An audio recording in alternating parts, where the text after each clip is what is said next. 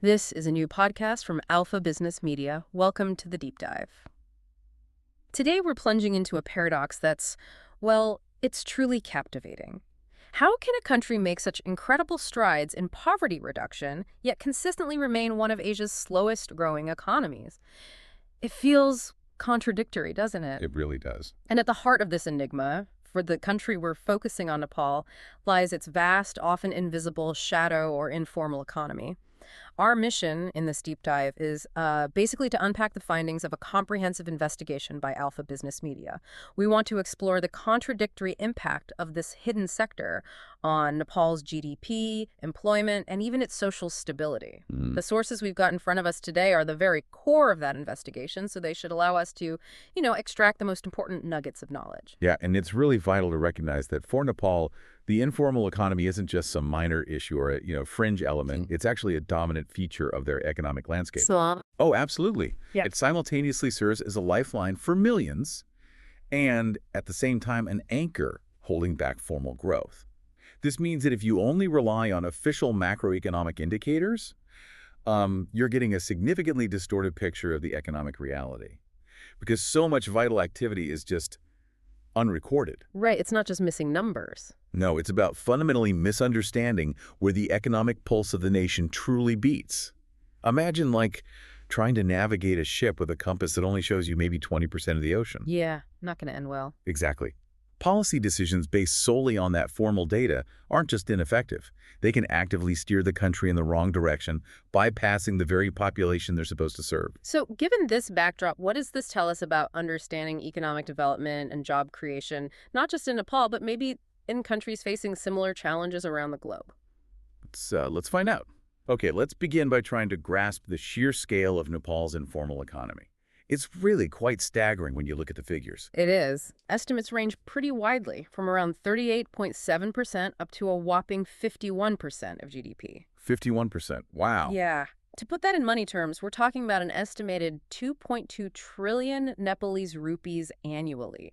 That's a colossal sum. I mean, a hidden economy comparable to, or maybe even exceeding, many of the country's formal sectors. And the employment figures, well, they just amplify this point. They really highlight how fundamental this sector is.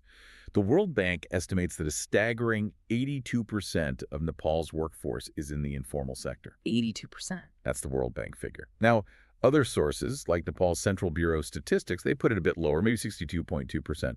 But look, regardless of the exact number, it's undeniably the de facto major employer in Nepal. It accounts for the vast majority of jobs. But is this shadow economy just one big uniform thing? Or does it have, distinct layers, an internal anatomy perhaps? What do we find when we try to deconstruct it? Oh, absolutely. It's not monolithic at all. When you look closer, agriculture, for instance, is hugely informal, like 96.48% informal. It employs over 60% of the population, mostly just at the household level. Okay. Then there's real estate, almost entirely shadowy, something like 99.97% informality. And it's notoriously used for black money laundering. Yeah. Enabling untaxed or illicit funds to be integrated into the economy, which further obscures the true financial picture. Right, hiding money. Pretty much. We also see significant informality in service sectors like, say, accommodation and food services, around 50.42% informal. Often these are unregistered family businesses. Construction, small enterprises, they're also key informal employers. This analysis really reveals two distinct phases of informality, I think. There's a low productivity, often subsistence-based survival economy, which you see in a lot of agriculture, driven purely by necessity. Just getting by. Exactly. Then there's a high-income, accumulation-oriented economy, maybe exemplified by real estate, which seems to be a deliberate strategy for tax evasion and, hiding wealth. And this brings up a really key point. Why a one-size-fits-all approach to formalization is almost certainly doomed to fail. You're dealing with such different motivations, different dynamics. And globally, connecting this to productivity. Informal firms are significantly less productive, right? About a quarter of what formal firms achieve. That's the global picture. And in developing countries like Nepal, the gap is even more striking. Productivity in the informal sector is something like 79% lower than in the formal sector. 79% lower. Yeah. And this low productivity, coupled with the massive loss of tax revenue because of the informal sector, It creates this vicious cycle. Mm, Nepal has an incredibly narrow tax base. Less than 5% of the population actually pays income tax. less than 5%. Right. So if we connect this to the bigger picture, this low productivity limits formalization because informal firms often just can't bear the costs and the lost tax revenue.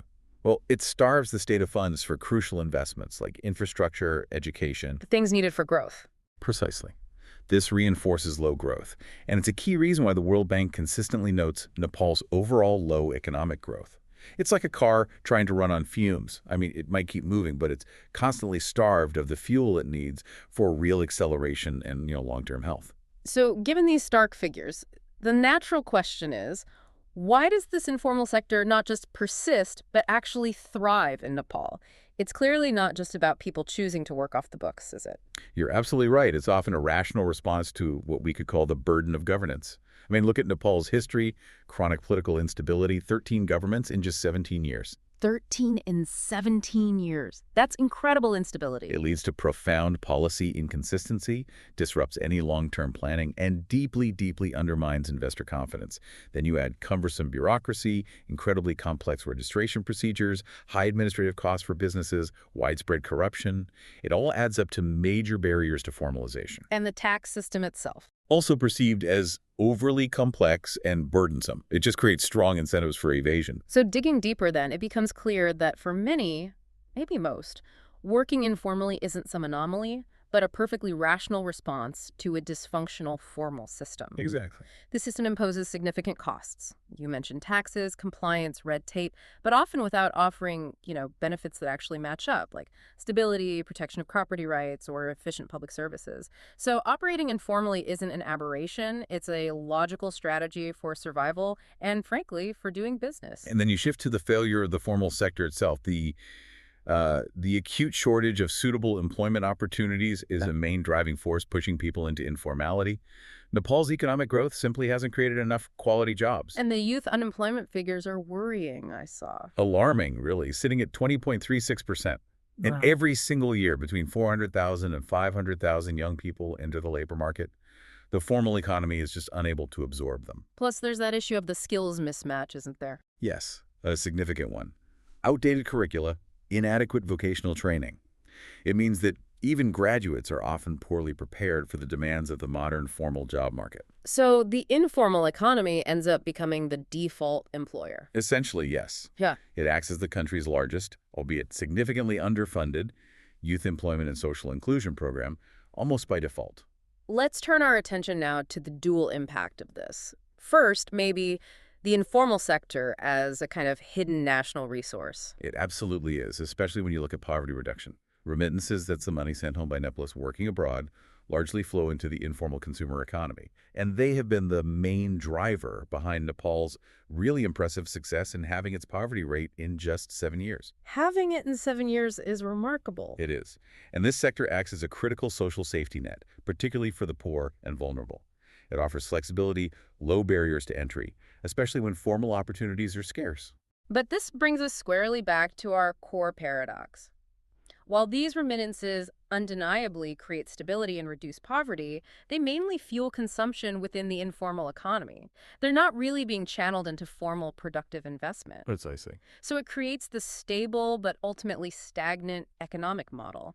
One where the country becomes increasingly dependent on outward migration to keep things afloat. It really is a double-edged sword. Exactly. Now let's look at the other edge, the burden of the shadow. Informal workers, they lack formal contracts, social protection, legal guarantees. It makes them incredibly vulnerable to exploitation, low wages, poor working conditions. And women are often disproportionately affected. Yes, particularly so. And despite the existence of the Social Security Fund, the SSF, which actually has schemes aimed at informal workers, coverage remains extremely low. Only about 21% of the population has effective Social Security coverage overall, and a mere 9.9% of the working-age population has access to any kind of income support. Which also means the low productivity of these informal firms drags down the overall economic performance of the entire nation. And then there's that massive loss of tax revenue we talked about. Which severely weakens the state's ability to invest in essential public goods. Things like infrastructure, education, healthcare, all vital for long-term development. It's a feedback loop. Right. And a really critical point about formalization is this. It's not just about compelling businesses or workers to register. It's fundamentally about offering those workers better and safer terms than they currently experience informally. Mm, If the formal system doesn't offer a compelling advantage, why on earth would they switch? that's a great point. Now, this brings us to a fascinating, maybe newer aspect. Hmm. In the shadow of this traditional informality, a new, high-tech, and globally integrated digital gig economy seems to be rapidly emerging in Nepal. Yes, it's quite a transformative development. We're seeing a significant rise of digital freelancers. Nepal's IT services exports hit an impressive US $515 million back in 2022. 515 million US dollars. Yeah, which was a remarkable 64.2% jump from the previous year. This sector, largely driven by young freelancers, now contributes about 1.4% to GDP and 5.5% to foreign exchange reserves. And it's overwhelmingly youth-driven. 83.5% of these freelancers are aged between 20 and 29. They're highly educated, too, with nearly 80% holding bachelor's And the degrees. earnings potential. Crucially, it offers high earning potential. Experienced freelancers can earn NPR $200,000 to $300,000 per month. That's over US $2,000, much higher than many formal jobs. So this isn't just a new kind of informality. It sounds like a paradigm shift. We're talking about highly skilled, high-income, export-oriented work. It really embodies that hidden resource idea in its purest, most modern form. It does. The talent is there, the global demand is clearly there, but it seems to be held back by a surprising hurdle. The very policy and infrastructure meant to support formal growth. This isn't just about lost tax revenue anymore. It feels like Nepal is missing out on a global competitive edge. That's a good way to put it. And it prompts us to consider, if traditional informality is often caused by low productivity or just the need for survival, this high informality seems to be caused by the precise opposite, the failure of the state to provide the necessary infrastructure for a highly productive sector to function formally. Like the payment issue. Exactly. Yeah. The PayPal problem is a critical, frankly, a self-imposed barrier. The lack of access to international payment gateways like PayPal in Nepal forces these talented freelancers and IT companies to receive payments through informal or unofficial channels. Which leads to income not being fully declared. Precisely. It contributes to the incomplete income declaration of that US $515 million figure we mentioned. And it's not just PayPal, is it? There are other infrastructure gaps. Oh, yes. Unreliable electricity and internet are big ones. And a glaring lack of clear data protection and intellectual property policies. This creates uncertainty. The government's stated ambition to transform Nepal into an IT hub is directly contradicted by these fundamental failures. It's a huge self-imposed obstacle, preventing one of the country's most promising sectors from fully formalizing and contributing properly to the economy. Looking beyond the numbers, there's a really profound human drama playing out here, especially for Nepal's youth. They make up almost 40% of the population, and they seem to face a stark choice that shapes the nation's future. Indeed. We're seeing a mass outflow of young people. Over 771,000 work permits were granted for work abroad in the 2020-2023 fiscal year alone. Over 750,000 in 1 year. An estimate suggests somewhere between 1,500 and 2,500 young people are leaving the country every single day. Every day, wow. It's fueled by deep disillusionment, a perceived corrupt and unstable political and economic system at home. They just don't see a future there. So, for Nepali youth, the informal economy and labor migration aren't really two separate issues, are they? They seem like two major responses to the same fundamental problem: the formal state's consistent failure to provide a decent future. That's a very insightful way to frame it. One is an inward exit into the domestic informal economy. The other is an outward exit into foreign labor markets. Both, in a way, represent a powerful vote of no confidence in the formal system. And this leads us directly to the remittance paradox. Remittances are, without doubt, a cornerstone of Nepal's economy, about a quarter of its GDP. Hugely vital for poverty reduction, as we said. What? But about 80% of these remittances are used for consumption, household goods, daily needs. And that spending happens primarily within the informal economy. It's not really being channeled into productive investment that creates formal jobs. And I think I read there's even research showing a negative correlation with agricultural GDP? That's right. It suggests that households receiving remittances may actually reduce their participation in, say, subsistence farming, relying on the remittance income instead. So this creates a kind of self-perpetuating cycle then? It seems so. No formal jobs at home leads to youth migration. Migration generates remittances. These remittances then fuel consumption. mostly in the informal sector, which creates the appearance of prosperity but leads to very little actual formal investment. And because there's no new formal investment. No new formal jobs are created, which in turn drives yet more youth migration. This is precisely why Nepal seems to be on this unique path of poverty reduction without growth. So, connecting all these dots, what does this mean for policy? The Nepalese government clearly acknowledges the problem of informality, you said, but there seems to be this huge gap between intentions and actual results on the ground. That's right. The government's latest national plan, the 16th National Development Plan, explicitly aims to reduce informal employment from that 62% figure down to 40%. That's ambitious. Very. They also have the Social Security Fund, the SSF, which includes a voluntary scheme specifically for informal workers. The government actually doubles the workers' contributions to incentivize it. That sounds good on paper. It does, but the implementation is weak. Participation in the SSF among informal workers remains really low. Why? A significant lack of awareness is one factor, but crucially, there's a deep-seated mistrust of state institutions. People just don't trust that the system will deliver for them. So the fundamental problem isn't necessarily a lack of policy. No, often the policies exist. It's more a lack of state capacity and, importantly, trust to implement those policies effectively. What then are the strategic recommendations coming out of this investigation? What would a balanced, nuanced approach look like? It's clear that just cracking down on the informal economy would probably be counterproductive, even damaging. Absolutely. A heavy-handed approach would likely hurt the most vulnerable. The recommendations focus on making formality more attractive and feasible. First, simplify and encourage formalization. Oh. Make it easier and cheaper. Radically simplify business registration / administrative costs. Maybe create a multi-tiered, simpler tax system specifically for micro-enterprises. The goal is just to lower those barriers to entry into the formal sector. Okay, make it easier to join. What else? Second, bridge the social protection gap. Aggressively promote and subsidize that SSF participation for informal workers. Use mobile technology to make registration and contributions easy. When workers see tangible benefits like health insurance and pensions, formalization suddenly looks like a much better deal. Show them the value. Exactly.